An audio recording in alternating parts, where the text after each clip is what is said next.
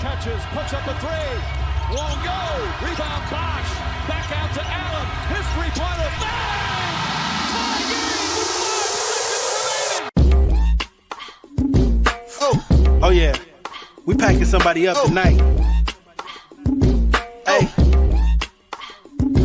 Come on in, take your shoes off before we close the door. Few rules, heat packing the air. We about to blow. This the basement, ain't nobody safe. You already know. Grab a seat and kick your feet before you get too comfortable. You want the X's and the O's, the trade, yes and no, friends and the foes, the butlers and the heroes. You can feel it in your soul. The win, the ring is the goal. But if somebody need to go, we be sure to let you know. Going hard for my dogs is an everyday thing. Like Jimmy down the lane of 13 off the screen. Whole squad keep it tucked like number 17. Bring your takes and your memes. Going hard for the team. Going down in the basement. It's going down in the basement. Get your takes off. Get your takes off. Going down in the basement. Yeah! Welcome to the Basement Sports Network. I'm your host, Royal A. Shepherd, and I'm surrounded today by the Klansmen of the Basement. We got my boy Alex Sheltman. Alex, how you doing today, bro? I'm all right. It's a great day. Great trade day. Deadman's gone. 1 down, 2 to go. Lowry and Duncan next, hopefully. Beautiful, beautiful. Below him, we got the other Alex, a.k.a. Bubba. Bubba, how you doing today, my boy? Really good. The Heat made their one and only deadline move today, trading Dwayne Dedmon. Good to see the team active. Fun fact, the last 2 trades that the Heat have made did not bring back a player. That's pretty cool. Nice. We're going to get into some of that later on. And, of course, coming up here to get on my fucking nerves, we got the boy Ant Donardo. Ant, how you doing today? Another fun fact, the last 2 times the Heat traded a player, they were completely god-awful at basketball. So I'm doing good. For sure. These boys thought they had me surrounded, but we cannot do these Black History Month streams without another Cain around this panel out. So coming in from the slums of Miami, you got my boy Cain Kendall pulling up one time for the one time. Kendall, how you doing? I'm doing absolutely okay before you called me from the slums. As if I'm some low down dirty slob. But no, I'm chilling. Vibing, man. Oh, y'all boy from the 305 on base. So today we got the first official move of the Heat transaction season. The Heat traded Dwayne Dedmon to the San Antonio Spurs for nothing. Wait, they traded Dwayne Dedmon and a second-round pick to the San Antonio Spurs for cash considerations, a.k.a. nothing. So we're going to go around the horn and get everybody's thoughts on that deal. Before that, we're going to thank somebody with the $2 dono. He said Lowry has demanded a trade to Dunkin' Donuts. Believe me, he could take Duncan with him if he go in there. So we're going to start off with the guy, Alex. Alex, give me your thoughts on the deal and how you perceive it going for both sides. I think it's an absolutely okay deal. I'm leaning towards bad just because like we gave Deadman the contract that we gave him this offseason to include him as a salary for another player. And what we ended up doing was attaching an asset to him to get rid of him. So it's like you didn't even fulfill the purpose of what you signed him to that little 1-and-1 deal in the offseason. So it honestly kind of feels like, you know, a minor loss in that regard, right? But end of the day, Dwayne Dedmon's off this fucking team. So I'm really not complaining too hard about it. You know, a second round pick, I can live with that. So, you know, I would have liked to have him packaged with maybe someone like a Duncan or a Lowry to actually get back a player. But, you know, he's off the team. He needed to be off the team. He's been one of the worst players this year, if not the worst player this year. So I'll take a small win in that regard. Well, another way that you can look at it is that this move essentially saves Miami some money, something that my boy Bubba has been harping on. Mickey Arison's favorite pastime so far this season has been to shave dollars off of that salary cap number. And essentially this move is one of the things that did that. So give me your thoughts on the trade and what it means for the financial future of the Miami Heat. So the biggest thing was, a lot of people were saying when we signed Dwayne Dedmon to this contract that it was for a bigger move, you know, potentially a bigger trade, a star, hopefully. We were talking about Kevin Durant. We were talking about Donovan Mitchell, some of these other guys.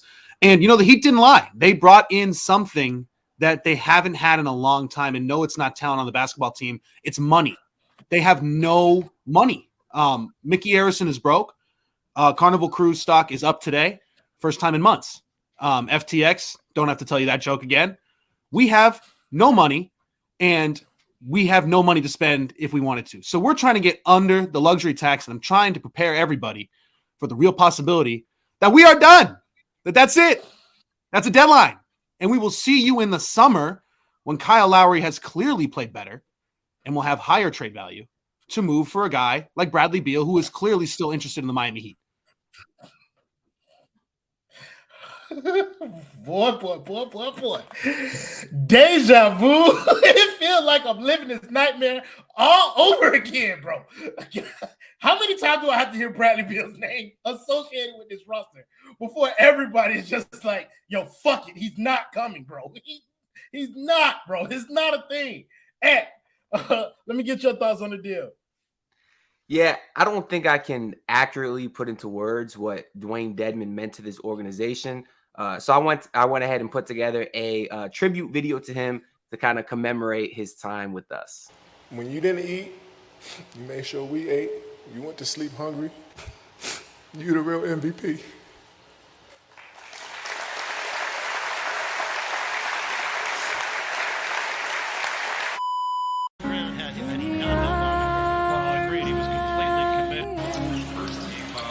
Upset, felt like there was contact, didn't get the call. You got to keep on playing.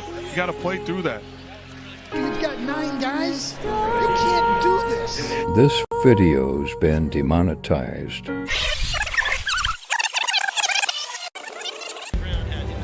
Dwayne Dedmon, the kings upset basketball.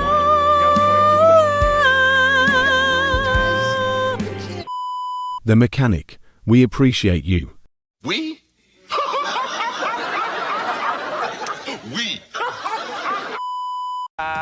Got an announcement to make. Don't nobody want to hear your bullshit, newbie. Okay. Don't nobody want to hear it. I think you will care about this. I'm not actually a new employee. You can say that again. You a waste of space as far as I'm concerned. Can't get nothing done in time. I am actually president of the company. You're on undercover boss. Nani? Dwayne Dedmon. Carpet's clean. I want to trust the person showing up. Sometimes other companies send subcontractors to do their carpet cleaning. Stanley Steamer uses only their own trained employees, people I can trust. Why worry with subcontractors when you can call Stanley Steamer? Let the real professionals clean your carpets the right way. Call today about our $99 special. Call 1-800-STEAMER. Stanley Steamer gets carpet cleaner. For decades. You motherfuckers are hell-bent on this network never making another penny. What is wrong with y'all, bro? Dwayne Dedmon, we will remember you. That's all I have to say. Bro, I'm nauseous from dinner after that shit. You just made me belly laugh way too hard. That second one was Justin. Just want to give the guy Justin some credit for the beautiful Stanley Steamer ad. Y'all putting on Jordan Pippen performances right now. Let's go to the boy Dale. Oh, okay. Kendall, give me your thoughts on the trade. I mean, I don't really look at it as a trade. Like, usually when you trade something, like it was just a giveaway. You know what I'm saying? It was an incentivized giveaway where we had to incentivize the San Antonio Spurs to take this man away from our roster. And it was a major L. I never really saw the whole, like, oh, they re-signed him to use him as a drop-off. He was ass last year, bro. Like, nobody was ever taking that man from us in a deal for anything back, for nothing that we could get back that we were actually valued. And it was a L. It's a major L. Yeah, pretty much. It was a deletion. And we pretty much traded a second-round pick, to be honest, because Dwayne Dedmon ain't shit, like, in basketball terms. He's a great employee in all his other 3 jobs that he has, as you saw in that clip there. He fooled the fuck out of me. I gathered up the troops to rebel against him, and the whole time he was the boss. You know what I'm saying? And that's wild. And I would say it was a major L, bro, because I mean Thomas Bryant signed for 1.8 mil, bro. Like that, it's an L. Like that's a vet minimum. We could have gave him that. So the fact that we gave Deadman $4 million over 2 years, 1-1, whatever it was, that's a L. I mean, you got somebody down here saying we got the money back. The direct deposit ain't hit my account yet. Like I must have put the wrong information on the direct deposit on the W-9 or whatever the fuck. Cause I ain't getting no money back, bro. Like all I got was wild ass basketball actions on the court. I saw him shoot a sky hook, and it's wild because the Spurs are gonna keep him. That man threw he threw a massage gun onto the court. Like I'm dead ass gonna miss him because like when he was out there, he would do some entertaining shit. He tackled the fuck out of Wesley Matthews the other night. It was like Deadman off the edge. You know what I'm saying? Milwaukee quarterback dropped back and he's been sacked for a 2-yard loss because Bradley Chubb ain't getting to the quarterback. We know that. He almost kicked up. You know what I'm saying? So he was keeping the pass rush win rate up or something on the basketball court. I don't know how that shit gonna really, equate to anything positive for the Miami Heat, but I mean, it is what it is. Like that's not a W. The trade was not good. I always said it. Like I would be upset if Deadman's the only person who's gone because Deadman is not the one that's holding this team down. As shitty as he is, that's not the weight holding this team down. So it was an L, but. And I'm gonna miss him. Well, we all know who the weight holding this team down is now. That goes without saying. But to like your latter points, like if you look at Twitter, some people were saying like this is like a precursor to the next move. Like it essentially opens up a roster spot. So now the Heat are, and they came out saying that they're willing to trade Kyle Lowry. So that opens up space for us to take back more players than we send out. It gives us it's the traded player exception. If I got that right, Alex, correct me if I'm wrong. This traded player exception gave us like nearly $5 million in additional room to work with. But yeah, so is that a win for them that they've kind of put themselves in position? Is that a win that they put themselves in position to potentially make a bigger move in the next deal if there is one, Alex? Yeah, I mean, it means you can essentially just take back more money in a trade than you would be sending out. It does sort of facilitate something like a Clippers thing we've been talking about in the recent days where, maybe we do manage to send out like Lowry and Strus or Lowry and Jovic for like a Marcus Morris and a Robert Covington or something like that, just throwing a couple names out there. But opening that roster spot does allude to the idea that Miami has another move planned. Whether or not they'll actually do it, I have little faith because they've given me little faith to think that they will do that. But yeah, I mean, hopefully they can manage to get something done. I did want to highlight one specific thing here from our guy, Pook Wade on Twitter. He shouted out the fact that 93% of NBA teams have signed or traded for at least one new player that has had previous full-time NBA experience in the past 18 months. The two franchises that haven't are the Orlando Magic and the Miami Heat. So even after this Deadman deal, unfortunately, we are still one of those two teams. What was that? It's a Florida thing. Yeah, it's stuck in Florida. But yeah, I don't really know if we're going to end up getting another deal done, but it does open the door. Bubba, as somebody who has said notoriously that you don't think another move is being made, want to thank Heather with the $4.99. Don't know the author of the nickname Bubba to the boy Bubba. She said it was a goodwill donation. Just Daddy hooked it up. Hey man, shout out to Papa Lansberg. He put us in that Big Face magazine or whatever it was. Said we were one of his favorite podcasts. Hey, we like that. Tell your friends to sponsor us. But yeah, as somebody who said you can't judge the team until Yurt is healthy. Come on, guys. Don't you start your foolishness. Gadiel Cartagena. I just want to kind of get your thoughts. Like, do you think that if the Heat make another move, this Deadman trade would have been worth it, Bubba? 100%. And I'm stopping with the optimistic stuff. Like, the Heat are obviously going to make another move. They have freed up 2 roster spots. And when you get a chance to add a big-time center to a full-time contract like Orlando Robinson Jr., how are you not doing that? How are you not clearing cap space for a guy with a broken finger who would usually miss 3 weeks, but instead is missing 3 hours? How do you not open up a roster spot immediately for that man? That is the next big-time chess move the Heat have been waiting for. We've just been waiting to get under the tax so Mickey's cheap ass can afford Orlando Robinson Jr. And, oh, you guys actually think the Heat are going to do something at the deadline? Haven't we seen the history? No. I actually do expect Kyle Lowry to be traded to the Clippers, in all seriousness, because nobody can deny it, not even God himself, that this man is fill in the blank.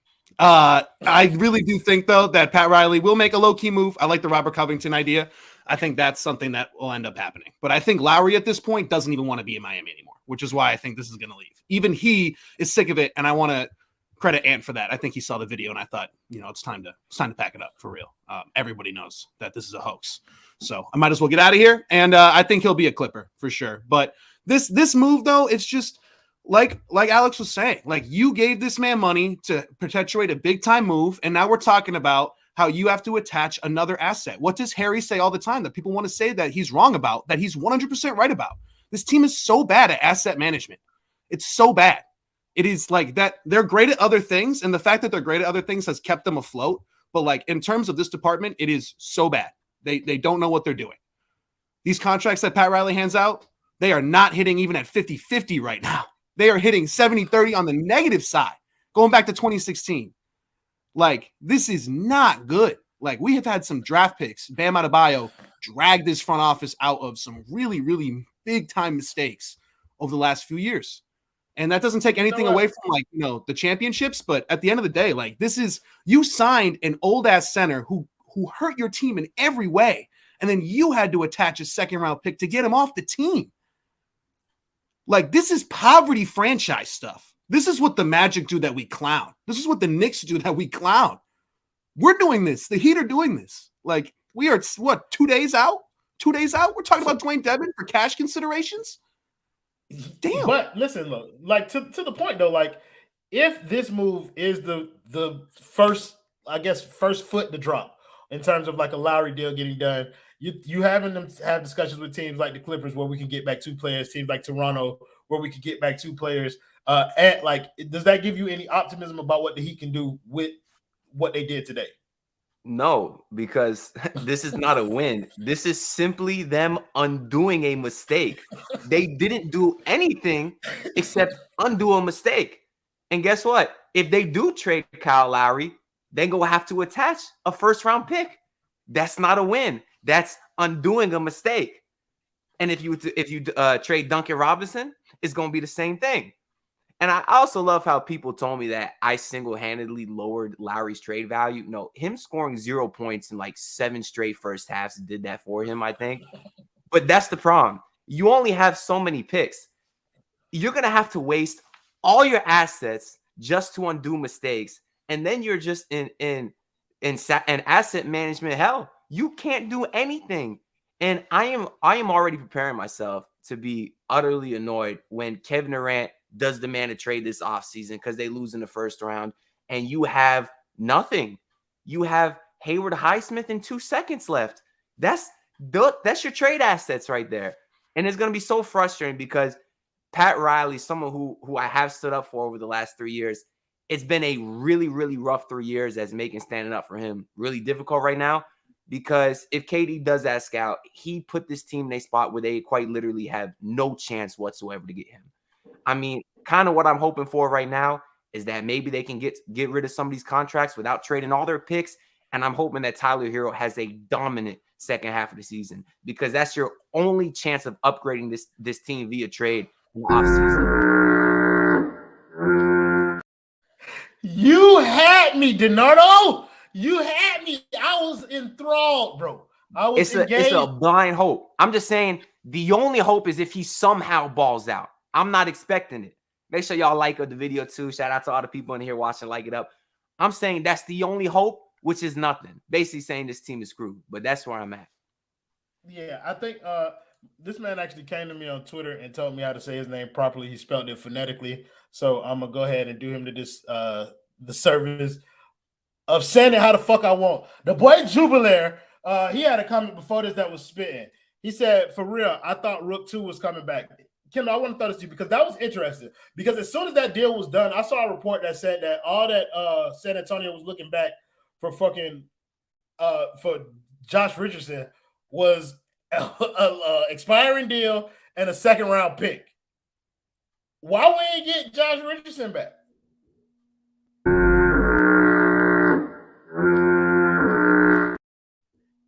He's sorry, but he ain't. I mean, why we didn't get Josh Richardson back? I could really go into detail.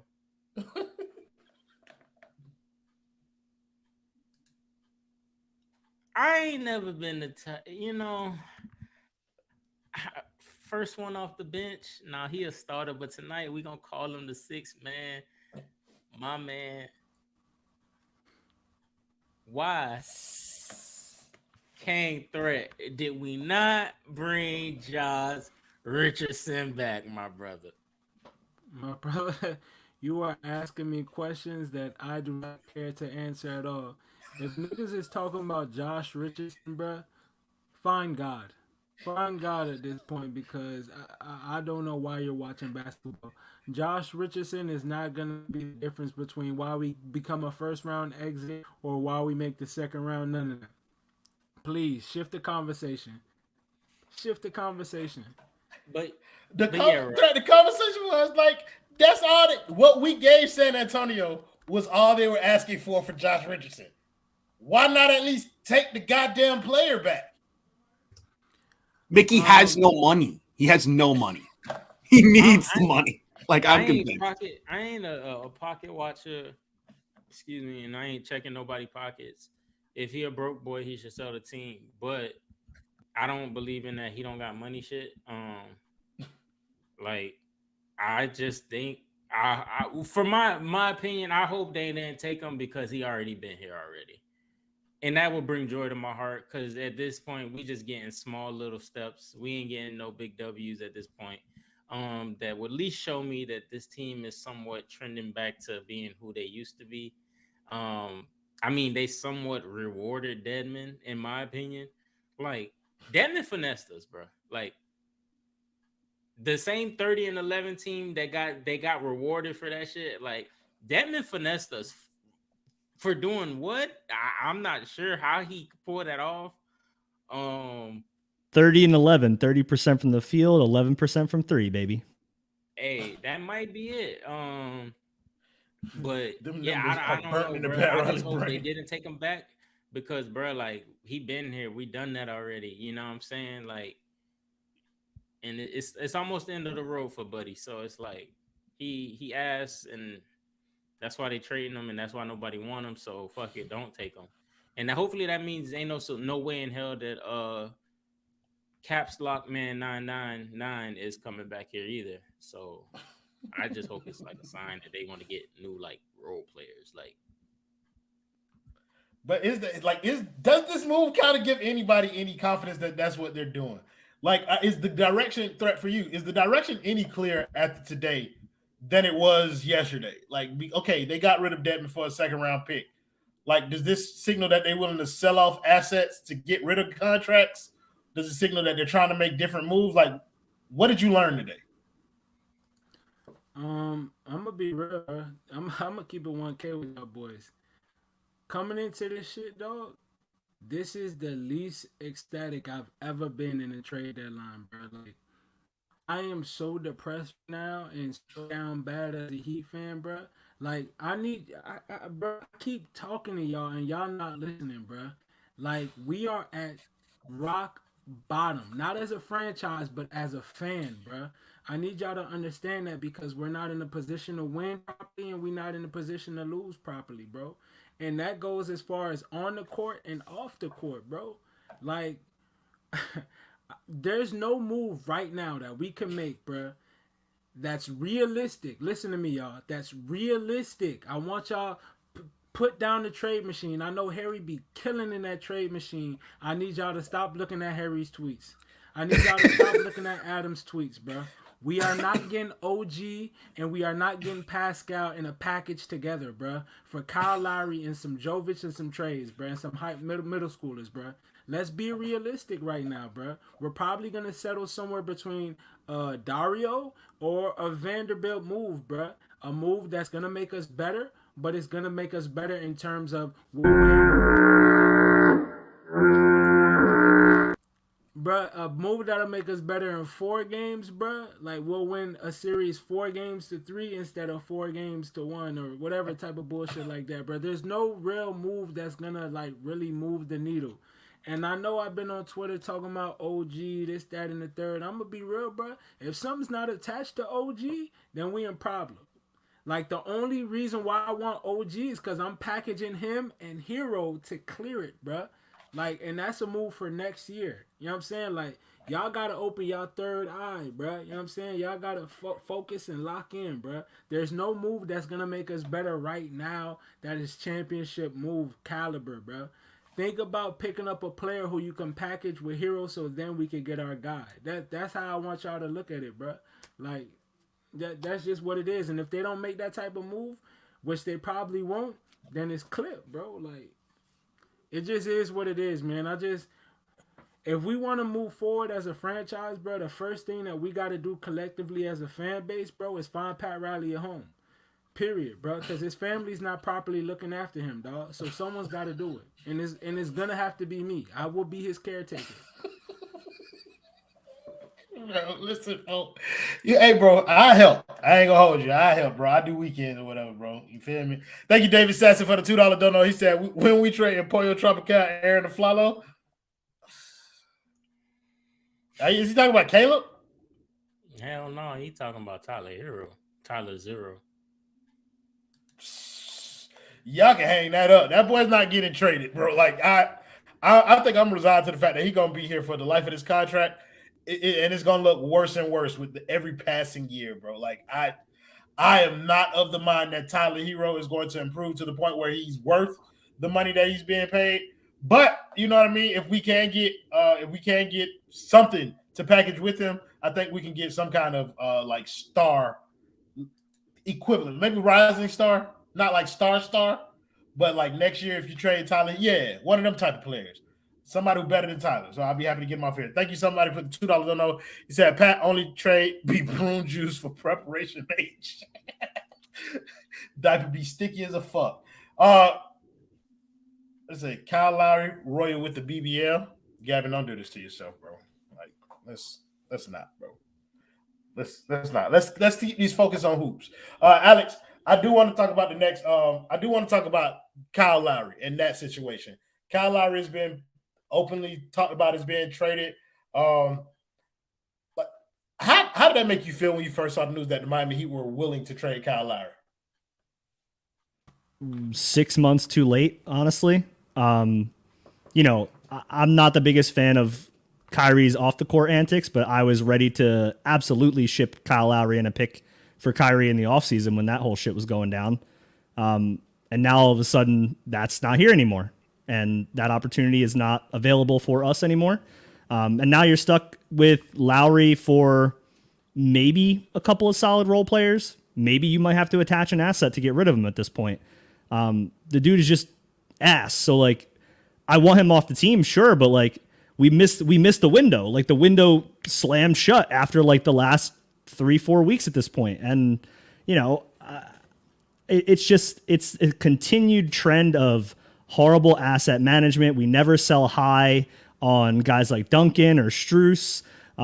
We always wait too long to flip shit around and trade guys like Lowry when, he's an aging 36-year-old on a $30 million contract and you could have flipped him for something better. It's continued failure by the front office, in my opinion. And, one of the things that I saw today that really stuck with me a lot was, we traded KZ Okpala and Dwayne Dedmon, and we gave up 4 seconds to get rid of both of them, and we got nothing back. Like what are we doing? Like, I just don't understand at this point. Like, maybe a bigger move is coming at this point, but like you have to give us something. Like that move needs to happen. If nothing happens this deadline, it is an abject failure by the front office. I don't want to see one single person on Twitter defending Pat Riley or Mickey Arison at all, because you're just making a fool of yourself at this point. You can't go 2 years without acquiring a single player to upgrade the roster through trade. And don't give me fucking Kyle Lowry was our trade acquisition, because we lost that fucking trade. So like at this point, I'm just over it. I want Kyle gone. I just want to change the scenery. I'm with Threat. You know, I'm looking to the offseason. Let's make a couple moves now, set ourselves up for the offseason, and maybe we can pivot then. I want y'all to pay attention to something that's going down on Twitter. And Pat Riley, Mickey Arison, and them boys, they're doing what I like to call damage control, bro. Barry Jackson is the mouthpiece of the Miami Heat, man. Whether you know it or not, I don't know, bro. He's tweeting out Bradley Beal, Kevin Durant, the Heat are interested in this, that, and that. Bro, they're gassing you for that move because they're not about to make a real move this season, bro. So the way that they keep the fans engaged, bro, is by selling them on hope. And that's what they're going to do. They're going to sell you on hope that we're going to push for Bradley Beal and Kevin Durant, and we're going to do the same dance, the same tango that we've been doing. We're going to be waiting and praying for a disgruntled star to want out. Bro, that's what they're selling you on right now because there is no real plan that they have lined up. Pay attention to, bro. Like, pay attention to what's going on, bro. Don't let them boys keep fooling y'all because they've been doing it for a long time. And me and the boy Dow, we've been, you know what I'm saying, we've been trying to, you know what I'm saying, tell y'all what it is. You feel me? We've been putting in this Pat Riley slander groundwork, bro. And, you know what I'm saying, the fruits of the labor is paying off. But pay attention to how that worked, bro. I'm telling you, they're doing damage control right now.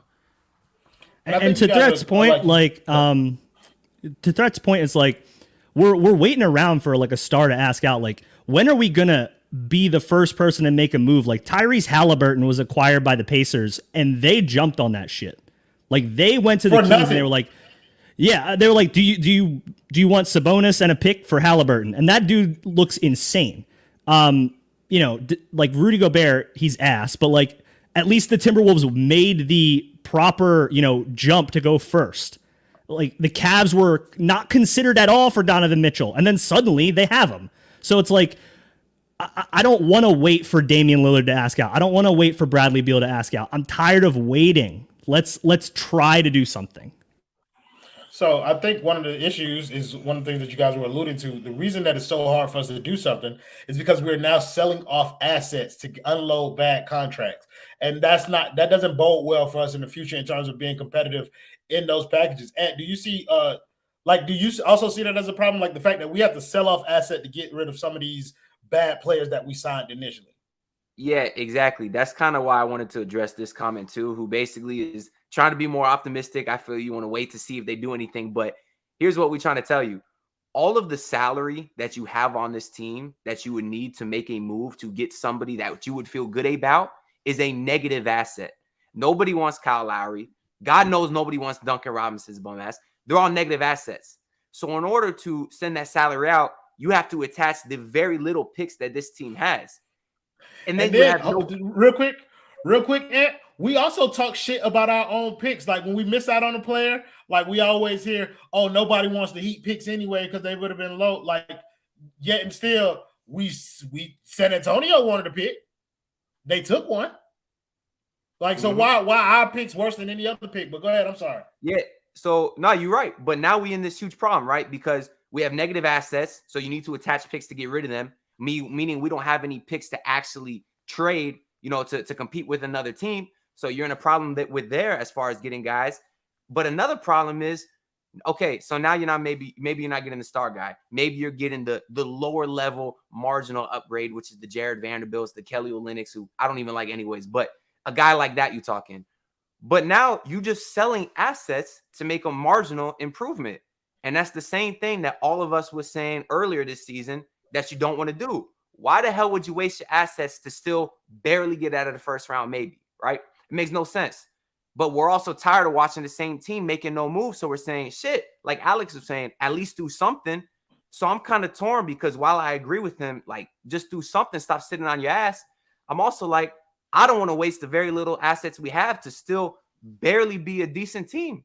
So they're kind of in this. Pat Riley's put this team in the worst position possible where they can really do nothing. So if you do make that marginal move, shit, I mean, I might be happy you got something different, but at the end of the day, it's going to be the same average team at the end of the day with no assets. They're in salary cap hell. They're in trade asset hell. I don't know what it takes to get out of it, but they are in a very, very bad spot. And that's why they haven't been able to make any moves. So here's what's crazy is how all that. Thank you, somebody with the $2 dono. $48 million between Lowry and Duncan next year. Somebody got to go. Here's what makes all that crazy is how it all plays hand in hand. Because we're talking about marginal upgrades. We're upgrading to Kelly Olynyk, who was here. But the reason Kelly Olynyk is an upgrade is because we're starting Caleb Martin. The players that we have to trade for. Go ahead, Kendall. And because it's an upgrade because we starting Caleb Martin and because we traded the 4 that was supposed to be next to Bam for Jimmy's strength. No, I mean, I was throwing it to you anyway. I guess I'm trying to figure out why people can't see this weird cycle that we're in. Like, yeah, we generate our own assets by grooming these undrafted guys into tradable pieces. Like, they become well. Go ahead. We don't trade them. We don't trade them. We pay them, and then they turn to shit. I don't like we don't sell high on anyone. So, we have that opportunity. You're right. We have that opportunity. It's a golden opportunity as well. We could have easily shipped some of these undrafted dudes out for, maybe a protected first, maybe, a different player that would have become a tradable contract. But we don't sell high on anything. We sell high on our own bullshit. That's also true. But to that point, like, we generate these assets of sort. You know what I mean? Like, out of these undrafted guys. And therefore, like, it excuses some of the frivolous activity of Pat Riley with previous assets, like just throwing them at shit. Like, didn't we give up a pick to get Vic? Like, when nobody was looking for him? I think they gave up Kelly, Avery Bradley in the second. That's what I'm saying. You gave up a pick to get him. That's a trade that we also lost, too, if we being real. The Kelly pick Victor Oladipo trade? Based off of 82 games of Kelly Olynyk over 2 years up to this point versus 34 from Victor Oladipo, and the fact that he wasn't on the court, in my opinion, that's a no.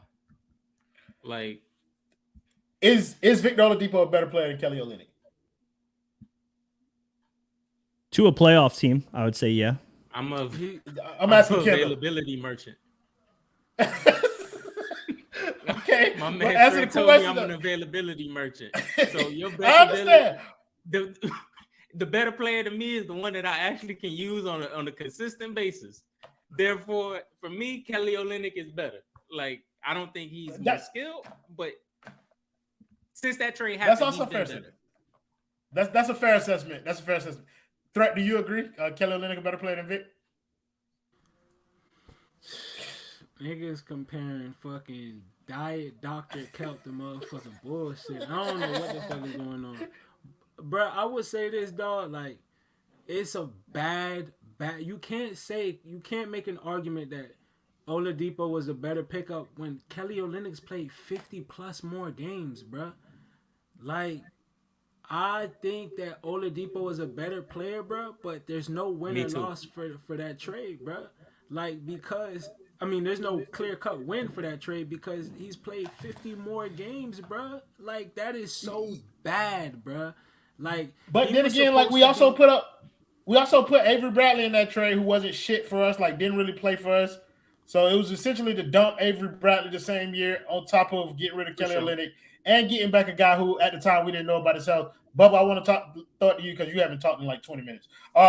Like, I don't really want to litigate like old trades too much, but I just want to talk about the cycle that Miami is in, where it seems like these moves aren't either elevating the team or anything. It's like lateral moves across the board, or we're taking the L. Like, how are we supposed to reinvest like hope into this front office if that's the only product that we're getting? The Heat have just been really weird. They keep walking on this fine line of like going all in on this team, but at the same time refusing to rule out the idea that Kevin Durant is, for whatever reason, going to specifically say, I will play for the Miami Heat or I will play for no one ever again. Like they just think that that's a possibility. Like they refuse to go all in on this team to the point of sacrificing these future assets to, get in on a Kyrie Irving trade, to, add around Jimmy and Bam to go in all in the window because they see what we see. Like, oh, we don't know if that's going to work out for us. But then they don't do the full opposite of that to undo all this shit. Like they just walk in this no man's land. But I will push back on the idea that, okay, well, then we got to, because I've seen a lot of people on this on Twitter and some people are talking about here too, a little bit like, oh, well, we got to wait till the offseason because the value is so low and all these things. I think what people are ruling out is this team, and maybe I'm the only one and I'm being 100% serious. This team, in my opinion, still has a very, very, very small chance. Like there is nobody in the NBA right now that I look at and I'm telling you is 100% winning the NBA championship. In my opinion, you are chasing two teams. You are chasing Milwaukee and you're chasing Boston. Both are very, very good, and I would not pick us to be either of them 100%.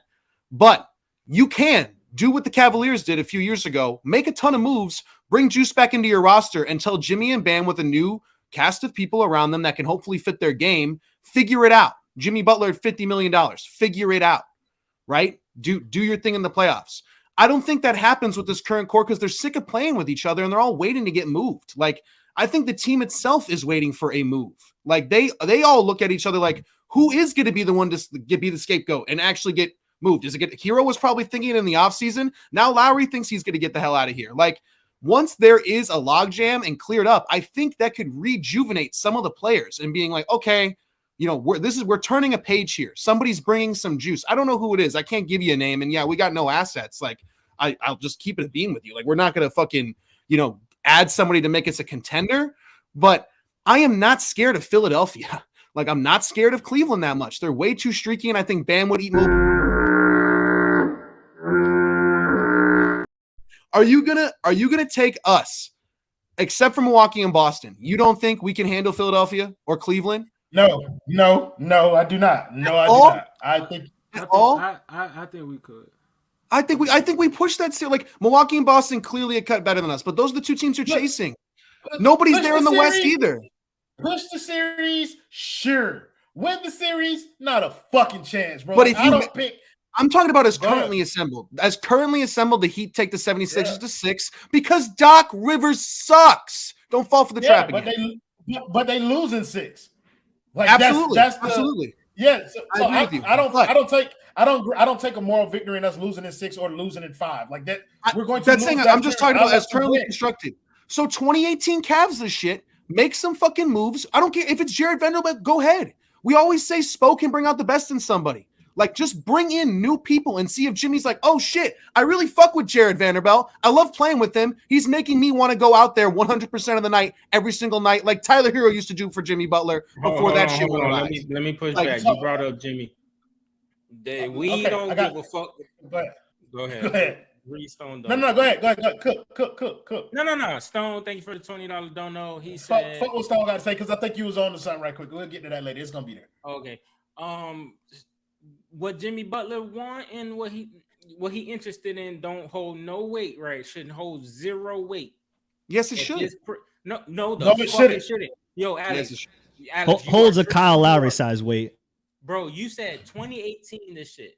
That 2018 Cavs team had a man named LeBron James. Jimmy Butler is not that. 1.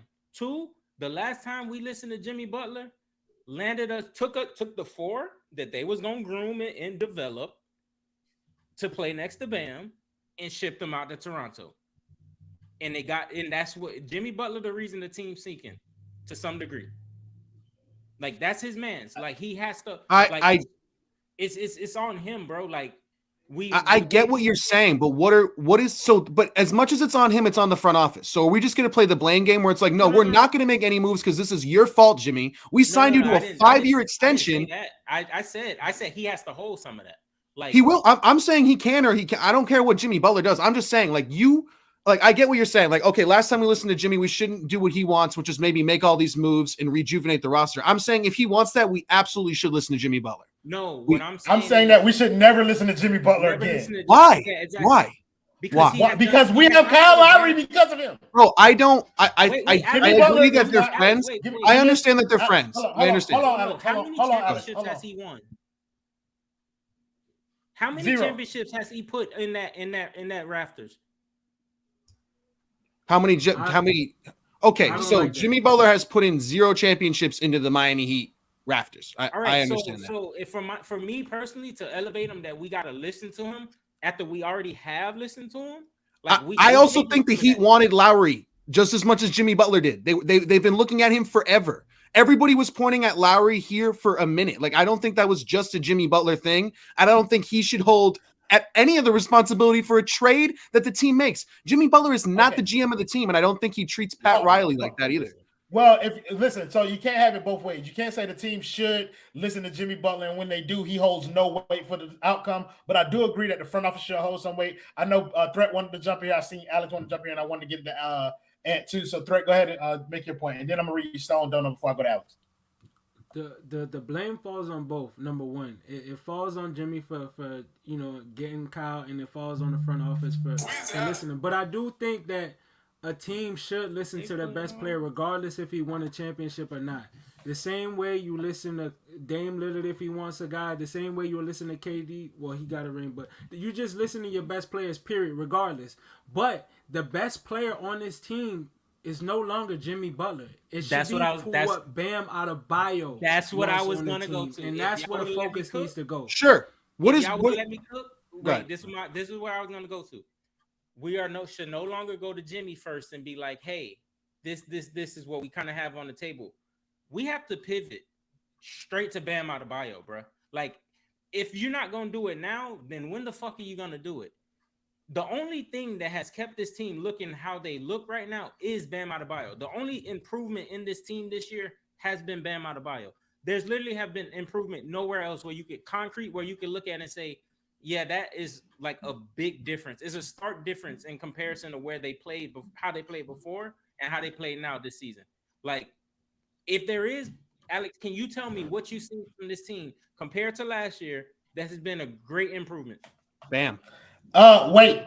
Okay. So which is why I would make the move. I'm gonna mute your ass. Like, it's time to move on to people. Other people need to rock right now. Thank you, Stone Slosh, for the $20 dono. He said, in a world where the Heat acquire OG Anunoby, the Heat become what best team in the East? Fourth. Also, Alex spitting about the other teams being mid. The Heat are the fourth best team. I still think with OG Anunoby, they're not better than the Cleveland Cavaliers. That's just my honest opinion. Relaxing Music said Miami trading Deadman is just assurance that they finna make more trades. Is it assurance or insurance just in case they do? Look, the primary sponsor of the Basement Sports Network, Simple Health Advisors. You don't gotta be complicated. You ain't gotta be complicated, ladies and gentlemen. Make sure you email them and give them a call a day. Tell my guy J. Pugh that we sent you. Hey. 321-345-7738. 321-345-7738. Okay, Justin.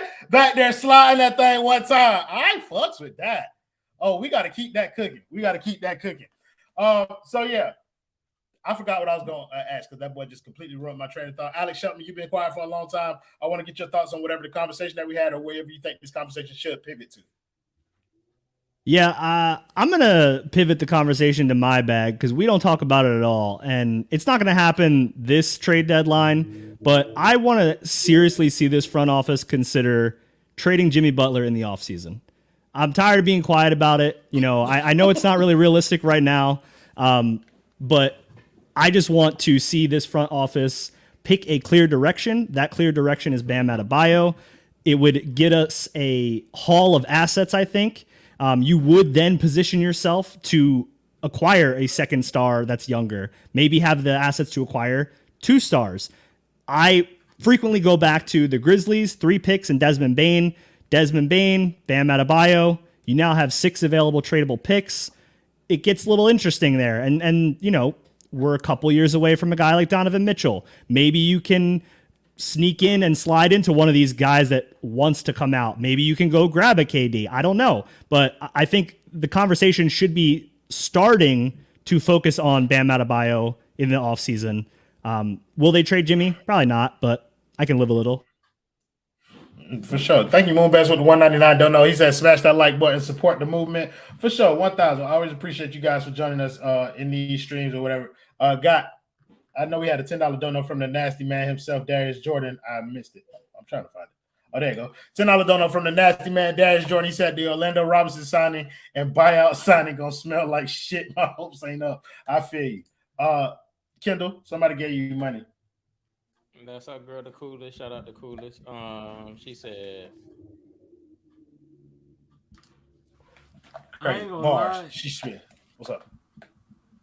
I know I'm gonna throw this to Donato after, but I ain't gonna lie, Alex. I like what you were doing with the Jimmy Butler move, but the problem is I don't fuck with moving Jimmy Butler for what the Memphis Grizzlies got going on, because I don't want Desmond Bane and Bam Adebayo as the duo.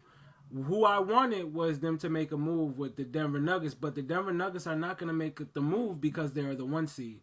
So now you're at a move right now, bro. Who you want from Denver? Jimmy right now. Who you want from Denver? Jamal Murray. Give me Jamal Murray and PJ. You know what I'm saying?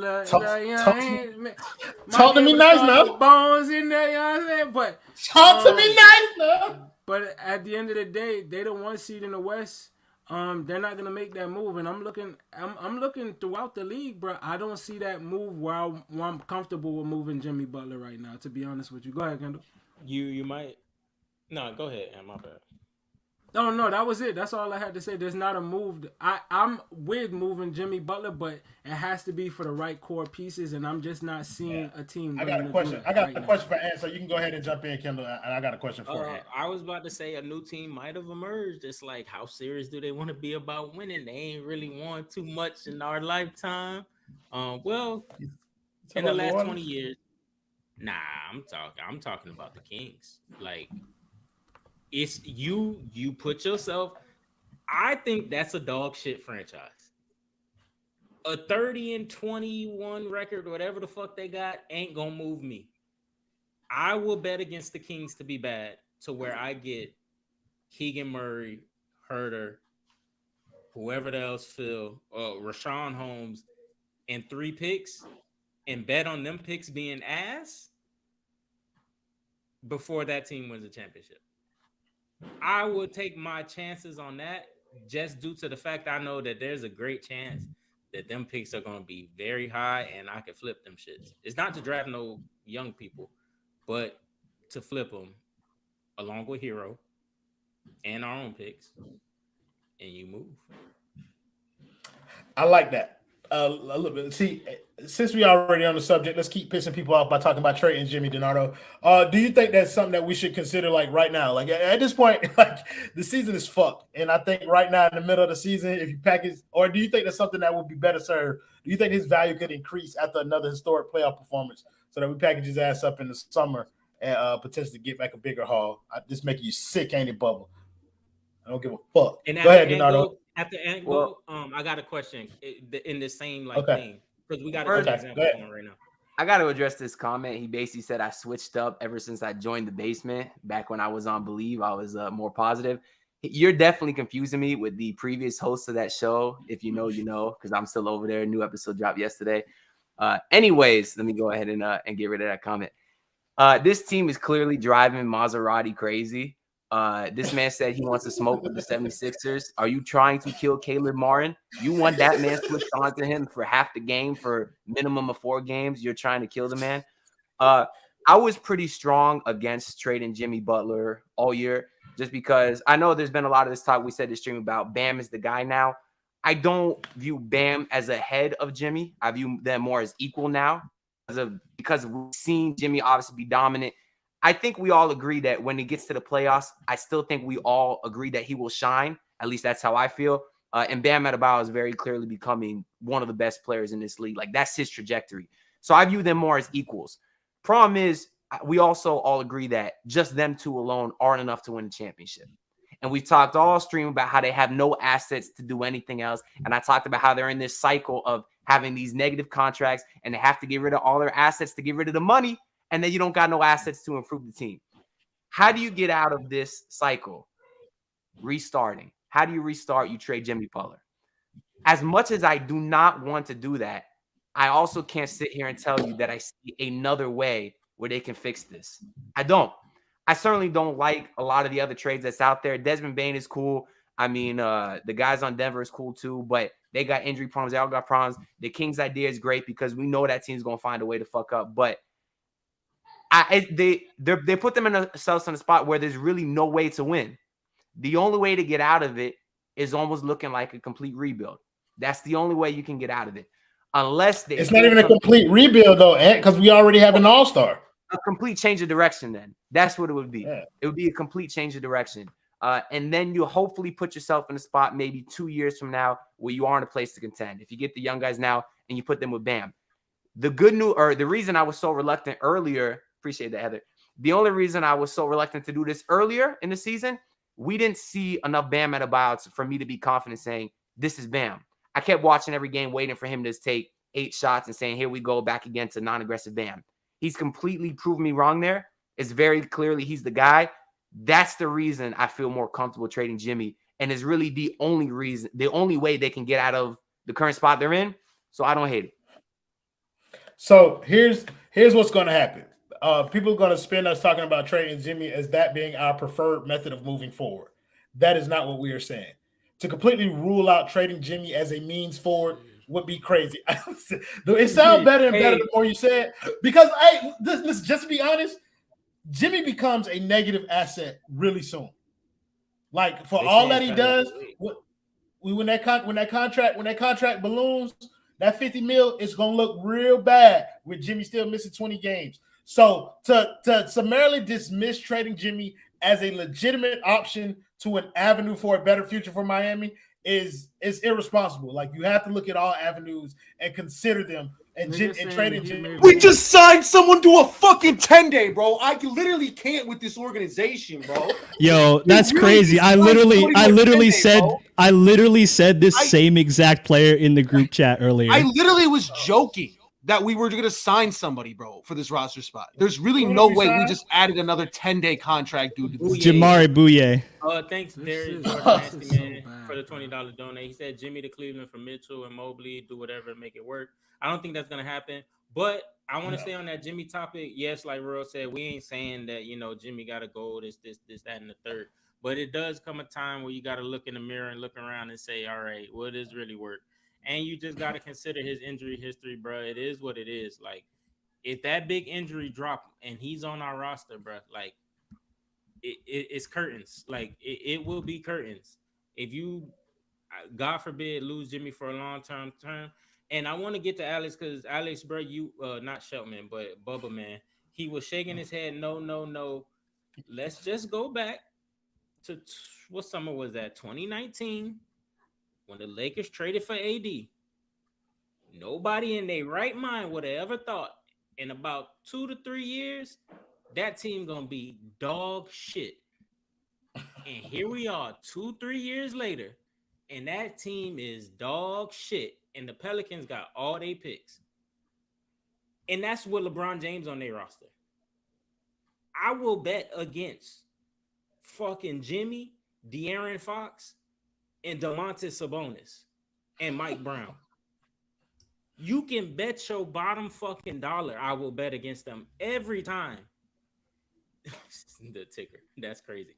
That we will come out possibly would make that's not starting a dynasty over there. That's a they might make a West Finals.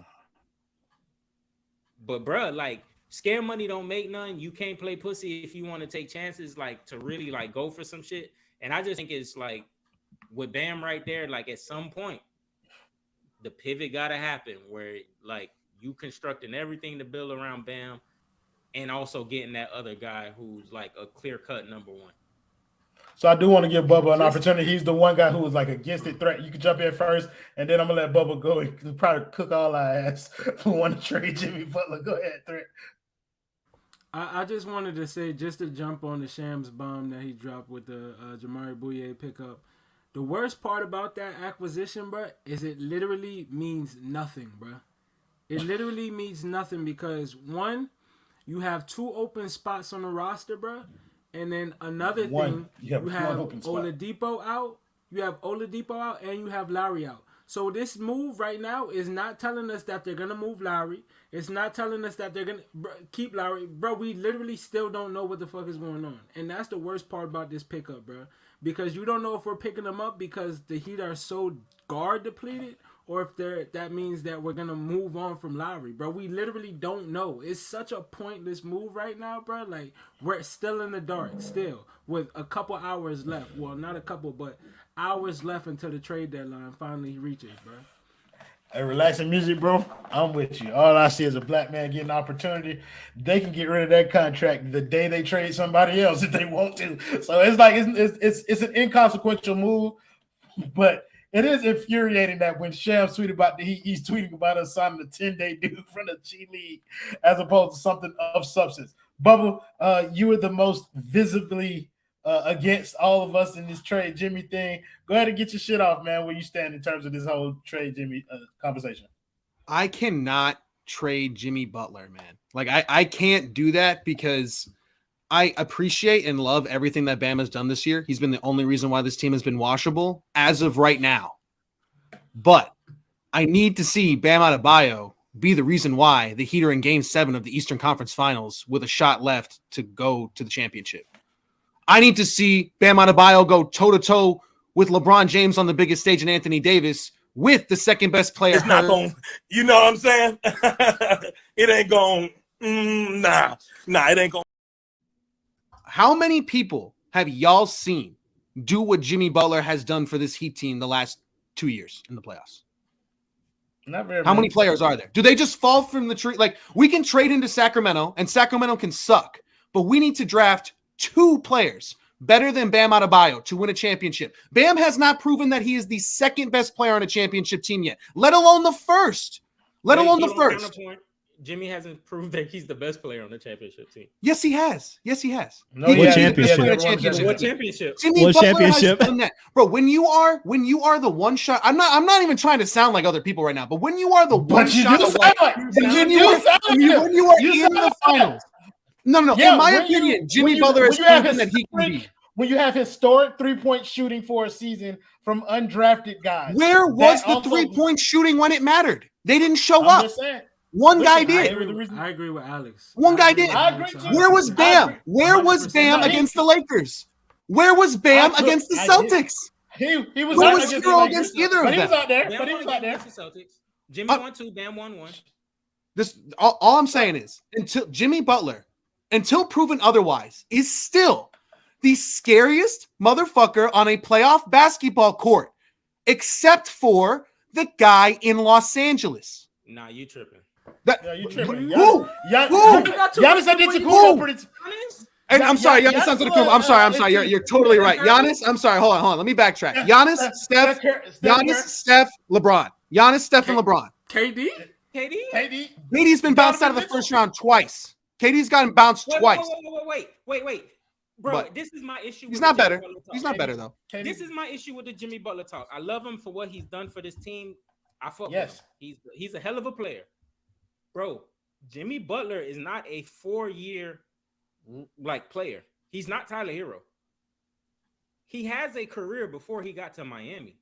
Yes, for sure. So let's not make it seem like as if we was to bring somebody else in that we ain't seen other players elevate their game in the playoffs to a level where it makes you pop your eyes open.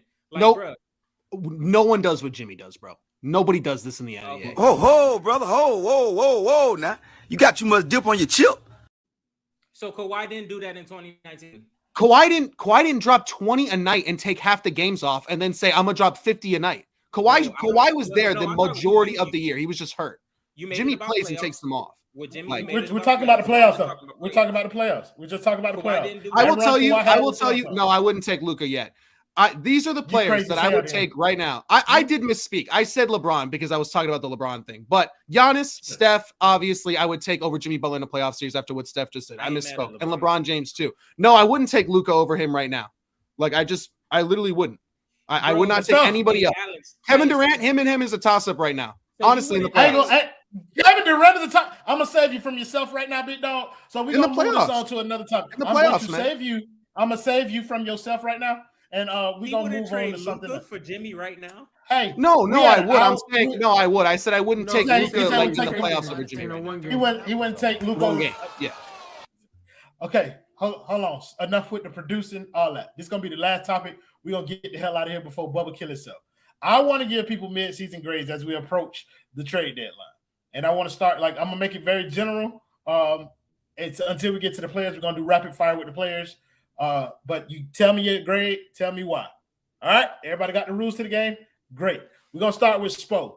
Kendall, give me the grade that Spo's got it at this up to this point in the season. A. Okay. And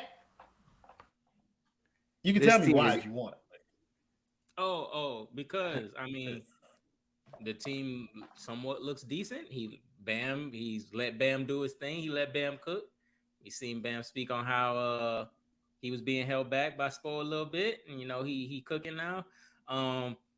They sit up here and tell us, who are we to go at the front office? They know more basketball than we've ever known. They forgot more than we ever known. So, I mean, people go at Spo about rotations. I'm not going to get into that bag because he knows more basketball than he's forgotten more basketball than I'll ever know.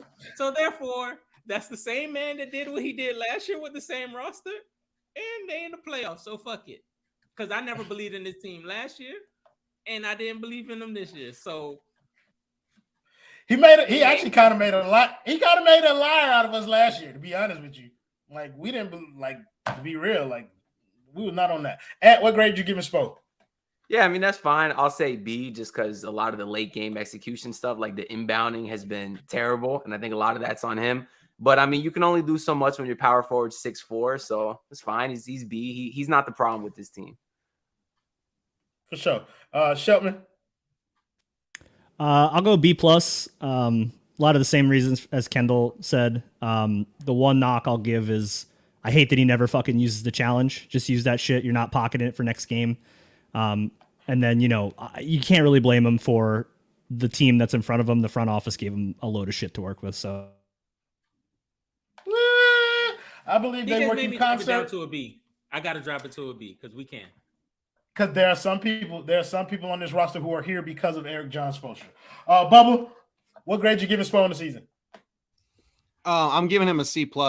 I think the roster has obviously done him no favors, but he has been really stubborn on some rotation stuff and making adjustments in games in the zone. And just, I don't know. I think there are some things that are really obvious in the rotation that these two guys should not be out there together. Again, the rotation hasn't done him any favors and some of the players haven't either, but I think Spo, I don't think this is Spo's best job. And I still think he's the third best coach in the league though. Bad. Threat, what grade you giving Spo? I'm gonna give him a B-, because I don't care what nobody says. You're not gonna sit here and tell me that Spo had no part in this roster construction, and you're not gonna sit here and tell me he has no say so. I believe that he tried to punch above his weight, and he's getting humble right now. So I'm gonna give him a B-, but at the same time, the roster is dog shit. You can't expect them to make chicken parmesan with chicken shit. So it is what it is. Yeah, I think I'm with y'all. I'm giving Spo a B for the season. I'm just going to average it out there. It is what it is, bro. I think everybody's laid out all the points, so I'm not going to sit up here and keep talking. These are great. Oh, thank you, Shabazz Sharapov. Hey, yo, what's up, bro? For the $10 dono. He said, that man said, for sure. I think I know where all these grades are going to go, or at least I hope so. We're going to go the other way this time. Threat, we starting with you. What grade you giving the front office? F for failure. They barely turned in the assignment. They barely showing up to class. I mean, I see Andy there, but is he there to spectate, to watch what's going on, or is he there for the free concession stand? You let me know. Can't miss. Hey, listen, that boy is a lunch student. Fuck is you talking about? Bubba, what grade you giving the front office? F, as low as it can go, man. I mean, that stat, that Wade Poke or whatever on Twitter that Alex read, that 93% of the league has made a transaction that has brought back a player, and it's just you and the Magic. That is a gut-wrenching stat. That is crazy. That's F-, whatever the lowest is. For sure. Alex, what grade you giving the front office? Yeah, it's an F. It was an F last year too, and I would say it was an F the year before. It's been a whole lot of shit from the front office the last 3 years or so. They're really going to have to do multiple moves to change my mind at this point. Going forward, we'll see. Like the Deadman did nothing. The Deadman move did nothing to improve their grade for anybody so far. And I know I can always count on you. And what grade you giving the front office? Yeah, I'm gonna go ahead. Give me a second. I got to change that real quick. Okay, there we go. I had to change the name. Listen, they just signed Jamari Bouye. Sometimes you just got to give a guy a chance. I mean, look at Cam Thomas. He's about to have another 40-point game tonight. You don't know what a guy can do unless you give him an opportunity. We saw Bouye ball out in the summer league. We saw him ball out. This team needs scoring. He provides that. I'm really excited about the acquisition. Look for him to get another 10-day contract. And it's not the front office fault. The injuries all they had. I mean, we see Omer Yurtseven. Like, you talking about a midseason acquisition. You got your big right there. So you talking this team needs scoring. They need size. Well, guess what? You just signed scoring and you got your size coming. I want you to do me a favor. Remove this cracker from my show. Let him cook. Let him cook. Bring him back. Remove them too. It's not the front office fault. That's my point. And y'all getting mad that we got 2 stars on this team. You know how many teams would die to have 2 stars on this team? And Alex is right about Jimmy Butler. How many guys are scoring 40-point triple-doubles in the NBA Finals while guarding the greatest player of all time? And I understand that was 3 years ago, and we haven't done damn shit since. But still, he did it 3 years ago. I ain't mad at them. I'll give him a B. You're fucking gross. Wrong. They get an F. There's no way that you can tell me that you bring back a roster that is worse than the one that you put out last year that shot historically well from three-pointer and thought that you were going to be doing something just by taking your 6th man of the year and putting them as a starter. They get an F. Let's go through some of these players.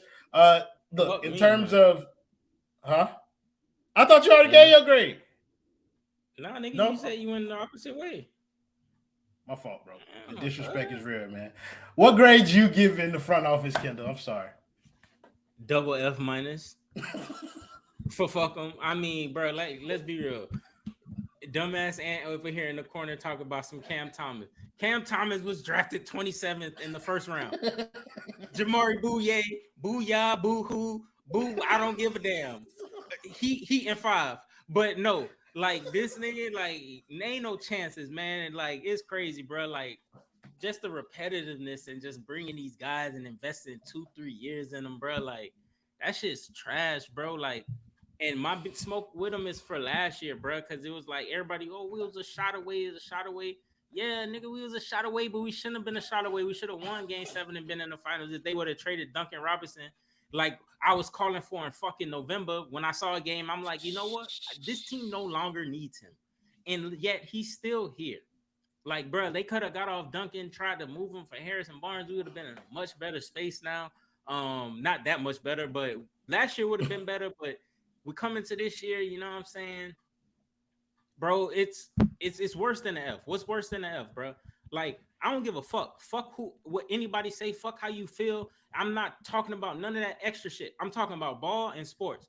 Kyrie Irving was sitting there for the win. I don't care about no extra shit. Talk to me about basketball. If you got a culture that you believe in, embrace them. Bring them in.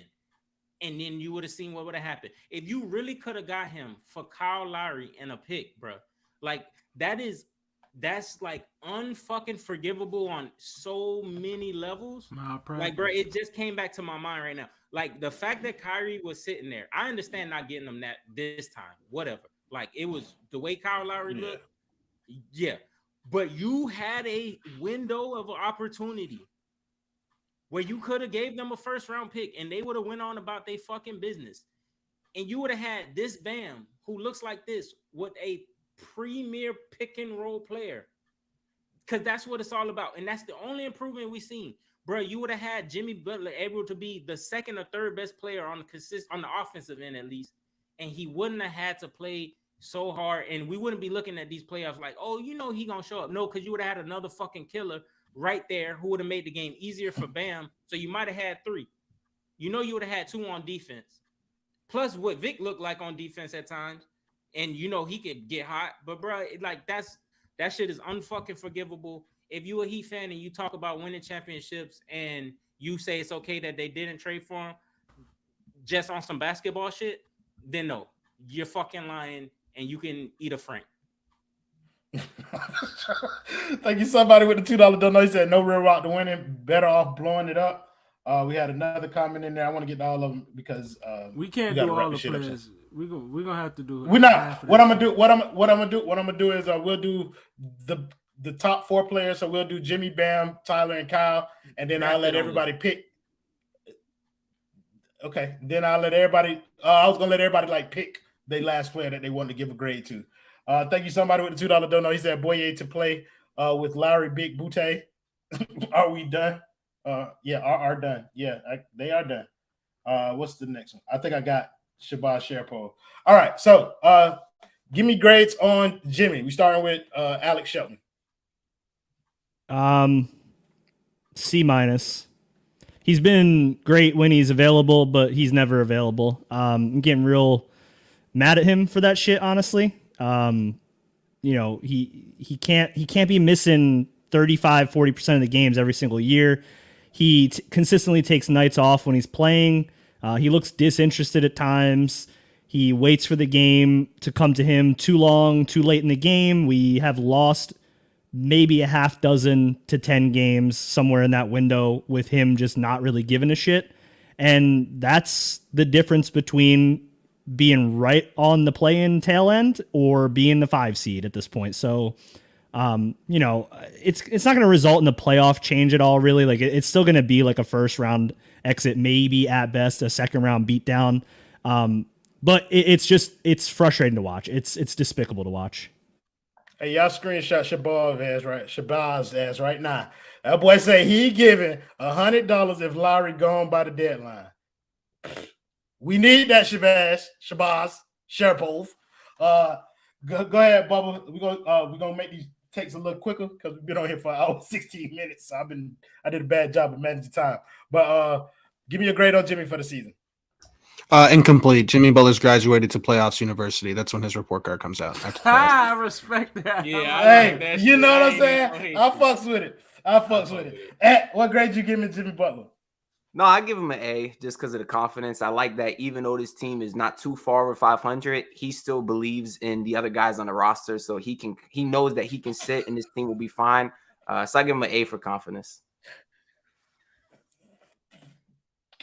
He almost caught me off guard, bro. Like he caught me, and I know he. Go ahead, Thread. Give me a grade for Jimmy Butler this year. Dog, if Ant was on Rate My Professor, that nigga would be 5 stars. Easiest professor to get by in that motherfucker. You hear me? I give Jimmy Butler a C+, dog. He don't be here. And when he is here, he still don't be here because that nigga barely want to be there. So I'm going to give him a C+. We're going to see. It could raise up. You know what I'm saying? He could have a makeup. What is it? An optional final that'll boost his grade up and take away the lower score that he had. So we'll see when the playoffs get here. You grading that boy on a curve. You grading that boy on a curve. I feel it though. Hey, we all should grade Jimmy on a curve. Dale, what grade you giving Jimmy for the year? Nah, I was just you took it because I was about to say when I checked the curve where I give him 2 points due to the good things he's done in the past. You know, I'm gonna give that boy a B+. You know what I'm saying? He went into the Garden and dropped 10 and he got locked up by that boy, that light-skinned bro, that wear number 6. And that shit ain't sit right with me because I hate the Knicks. But Jimmy, bro, it's like I don't know, like that nigga's a troll. So it's like look what he did to his head, like in the summertime. You know what I'm saying? Like, look at his hair, bro. Like, I'm not taking him too serious. I ain't finna hate on him. Like, and I'm probably boosted up. I'm gonna give him an A- because lately I've been seeing him pass the ball to Bam, and I kind of fuck with that. You know what I'm saying? I don't think that shit gonna work long term, but you know what I'm saying? Jimmy's he's just there, bro. Like, Yeah, I'm with y'all. That boy get graded on the curve, so he got an A- from me too, because I know when he playing for real and I know when he ain't. And I know we talk about people who do this, but I throw out the games where Jimmy ain't playing like he's supposed to play. Like, I don't count them towards his grades. Like, you ain't doing shit. I want to thank Stone Slosh for the 5 silent bucks. We're gonna start with you this time. What grade you give it, Tyler? I was in the middle of something. Listen, Tyler Herro. He I bet you was.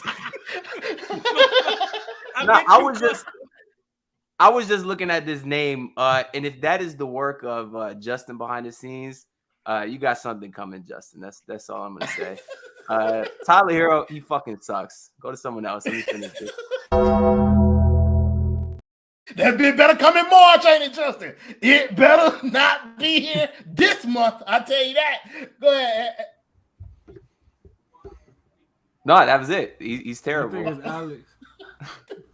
I ain't got the name. I thought Ed had more to say. Bubba, what grade you give it, Tyler Herro? There's actually breaking news. Oxford University has developed a new grade. Double O. Overpaid.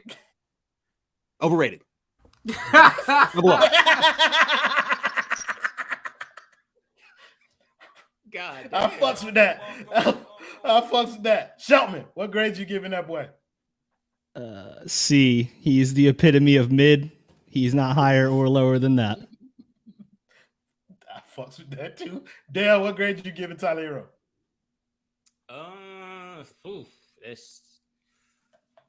I gotta give him a C+, bro. That man was C-, D+. Average it out. D+, bro. His feet, like, he was looking straight to the ground, and his feet was like parallel, like guarding RJ Barrett. Like, he did some nasty things to that man. Not only that, but in real talk, it's a C-. Like, he went from being the 6th man of the year, getting 20 points per game, to just being added into the starting lineup, playing with better players for more minutes and still averaging 20 points a game. I haven't seen any improvement, like, consistently in his game. And when I say his game, I'm just strictly talking offense. Like, I think defensively, like, when that boy gets some athletic black wings on him, like, his mind just gets racing. They ain't got to be wings, Kendall. They could be athletic German wings with black complexion. Like, that's or a point. He struggles, bro. And besides that floater, it's like, he just doesn't. I don't feel no impact in his playmaking. His 3-point shooting is hot or cold. And the biggest thing that I think a lot of people tend to ignore, and it just like goes unsaid with him, is that he still getting hurt. Like, and it's not just like hurt where you get dinged up and you miss a game or two, like, or a game every 2 weeks or 2 games every 2 weeks or something like that. It'd be like these 6, 7, 8 game stretches where it's just like, yo, like, bro, like, didn't bro like slip like on the floor and then he missed like 8 games, and that's like crazy to me, bro. Like, he can't stay on the court, and I just ain't seen nothing offensively for a guy who's supposed to be a bucket. You know what I'm saying? He shoots the most on the team, I believe. Like, he has the most field goal attempts, and yet he's 3rd in scoring. So I don't know, maybe he should shoot less or something. Maybe. Man, I would like that. Maybe he should touch the ball less. That might help. Threat, what grade you giving your man Tyler Herro? I'm going to give Tyler Herro a B for being slightly above average, for befuddling me into thinking that he was going to be something better than what he is. B for Beyond Burger for getting his ass hibachi grilled on the defensive side of the ball. So I'm going to give Tyler Herro a straight B. I'm not going to go too crazy, but I'm going to give that boy a straight B, man. Oh, shit.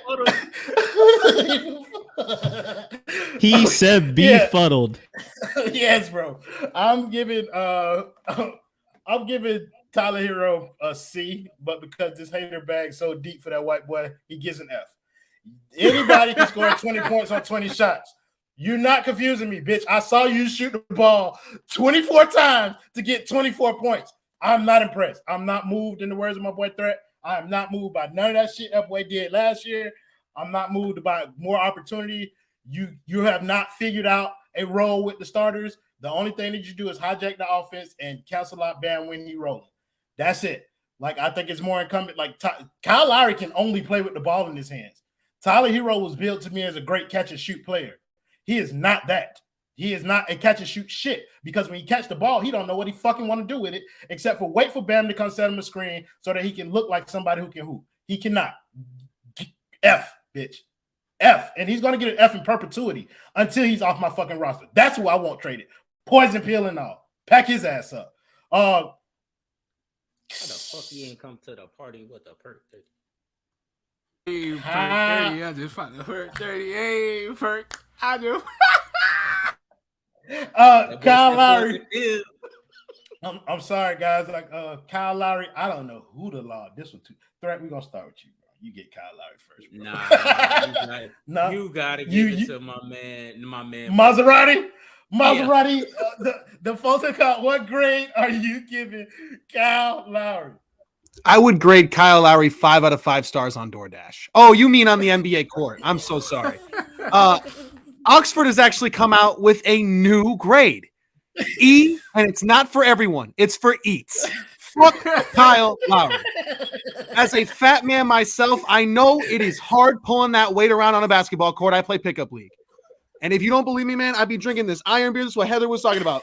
If you don't know this, go yourself down to La Careta, your local Cuban joint, and get iron beer soft drink, because this is what me and Kyle Lowry be drinking on the sideline. It is pushing 200 calories. It is more calories than the Coke that Elvis drank, bro. I am telling you, Kyle Lowry gets an E for eats because it takes one to know one. Fuck Kyle Lowry, man. If you tell me I can't talk about his weight, like, Jesus Christ. Yeah, that's outrageous. Thank you, Heather, for the $4.99. Don't know. She said Miami Heat is really the new season of Last Chance U on Netflix. That's a wild thing to say, because they are just break. That is, yeah, that's wild. It's headlined by your boy Caleb, though. Yeah. He on his last chance too. Alex Shutman. Nope, I'm going to the black people. Threat, what grade you giving Kyle Lowry?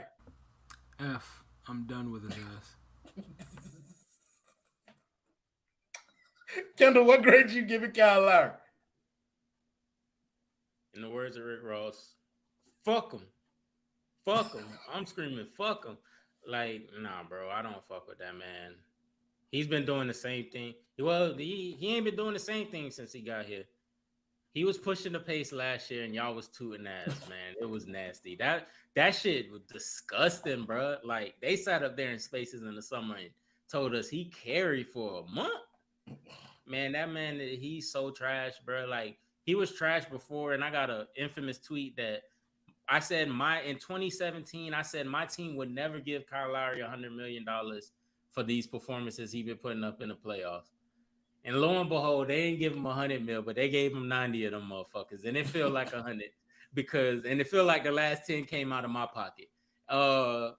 Yeah, that's a double F, bro. For fucking food, because that's all he is on the court. That's all he is off the court. This nigga got a lifetime supply pass to IHOP, and IHOP don't never close. So we already know. Like, no, that's insane. This nigga. First athlete sponsored by fucking Dash Pass. This nigga has a bedazzled blooming onion Outback chain. I don't know how he got that shit made, and it passed the diamond test. It's actually real, bro. That shit is unbelievable. It's incredible, bro. He has a BJ's membership, a Costco membership, and he's trying to buy stocks in Fresco supermarkets. And them shits ain't even popping like that. Hot and spicy wings at your local Publix deli literally have a sticker of Kyle Lowry's face because he sponsored those as well. Lil Debbie's just reached out. I heard through his agent. Lil Debbie's just reached out. Kyle Lowry is so selfish. You know, at the giveaways of the games, when you miss 2 free throws or some shit and you get free food, Kyle Lowry literally buys a ticket stub at away games and misses 2 free throws on purpose just so before the team plane takes off, he can go hit the local restaurant. You remember the nigga who called Isaiah Thomas a bitch in Philly because he wanted a free Frosty? Well, every time we play in Philly, Kyle Lowry misses 2 free throws on purpose just so he can get a free Frosty. And he actually has a lifetime supply of free Wendy's. So he don't even have to do that. He has the That's Frosty true. keychain. Kendall's right. The only bag that Kyle Lowry's got is the Biggie bag, bro. That's it. fuck is wrong with you, people? This is a human being, guys. Care about their feelings and stuff. Shelton, what grade are you giving Kyle Lowry? Oh man, fuck you guys making me follow that shit. I'm giving him an L, an A, and a C. I want him to be on the Los Angeles Clippers in 48 hours. I fucks with it. Round us out. One is to be in the YMCA. Bitch, listen.